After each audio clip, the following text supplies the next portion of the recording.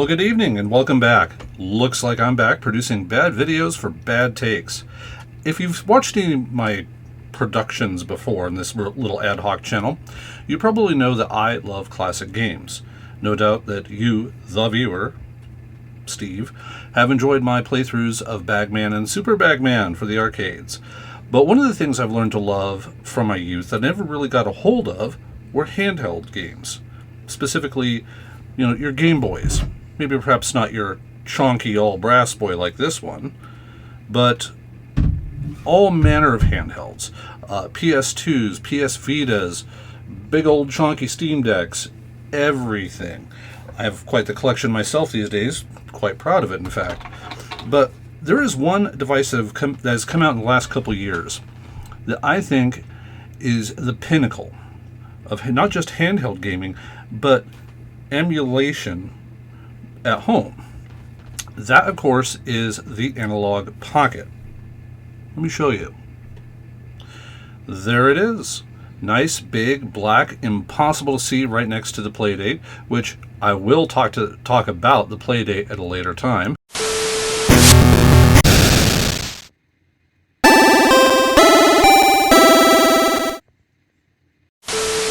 But this guy right here, the Analogue Pocket, is probably the best way to enjoy classic games through about the 16-bit era.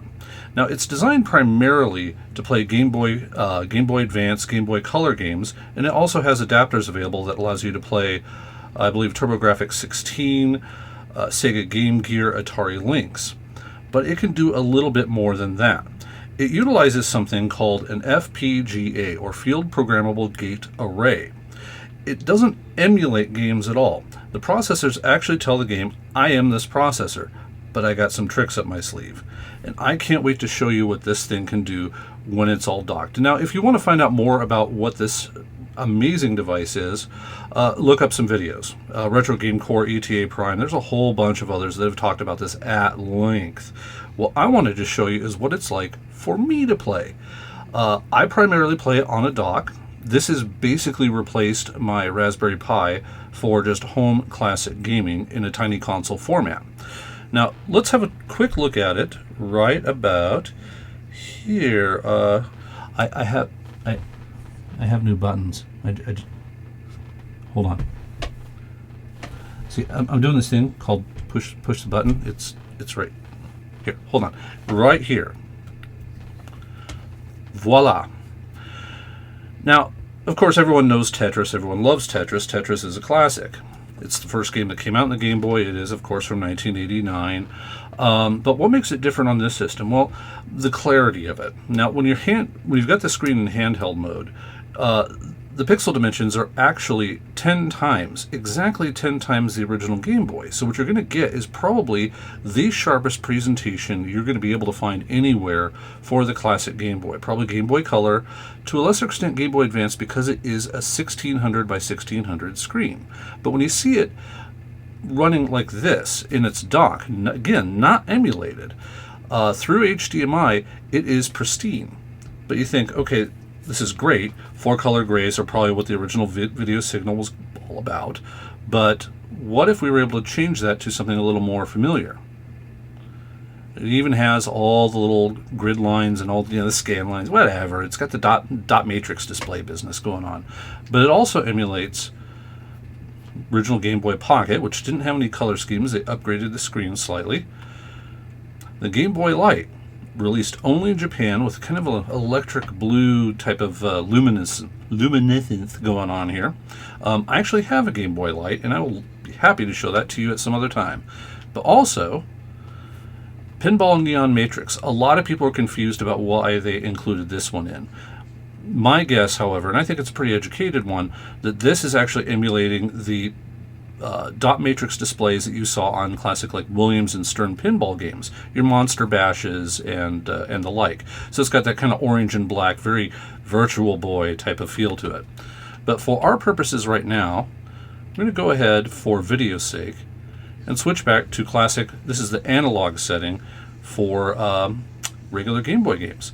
Let's go ahead and just give it a quick run through. Do a little B type. Now, we're not going to finish this game because I've got a few other things I'd like to show you. 0. And as you can see, responses are pretty sharp. I mean, unfortunately, you can't see my hands, run the controller. Sound is excellent. Again, not emulation. And boom, you got a line.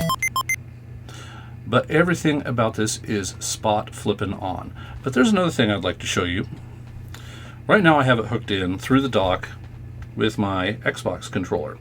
The Analogue Pocket has an analog button on board that allows you to access menu functions. When it's in the dock and hooked up to your controller here, you can press your Xbox type button. Here, let me switch over back to the capture so I can see it. And you have your menu. Kick out, kick back in. We're going to go ahead and quit this cartridge, and that's a nice thing, is you can just hot swap your games by just quitting the game, like so.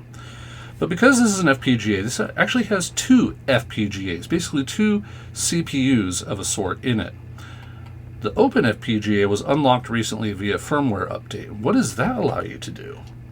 Well, it allows you to play all kinds of silly things, like NES, Neo Geo, even Intellivision, Genesis. I mean, you can read it right here.